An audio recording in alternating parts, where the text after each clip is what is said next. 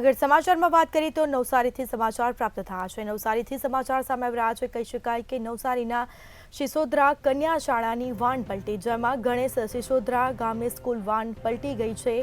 વાનનું Excel તૂટી જવાના કારણે આ ઘટના બની હતી, જેમાં વાનમાં 10 જેટલા વિદ્યાર્થીઓ સવાર હતા।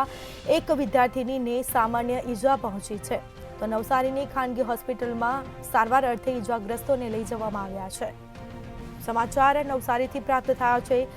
સિસોદરા કન્યા શાળાની વાને પલટી મારી હતી અને જેમાં એક વિદ્યાર્થીની ઈજાગ્રસ્ત થઈ છે, તેને સામાન્ય ઈજા પહોંચી છે। તો વાનમાં 10 જેટલા વિદ્યાર્થીઓ સવાર હતા। વાનનું એક્સેલ તૂટી જવાના કારણે આ ઘટના બની, જેમાં ગણેશ સિસોદરા ગામે સ્કૂલ વાને પલટી મારી હતી।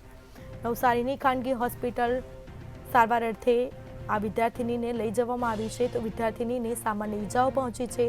વાનમાં 10 જેટલા વિદ્યાર્થીઓ સવાર હતા। વાનનું એક્સેલ તૂટી જવાના કારણે આ ઘટના બની, જેમાં ગણેશ સિસોદરા ગામે સ્કૂલ વાને પલટી મારી હતી।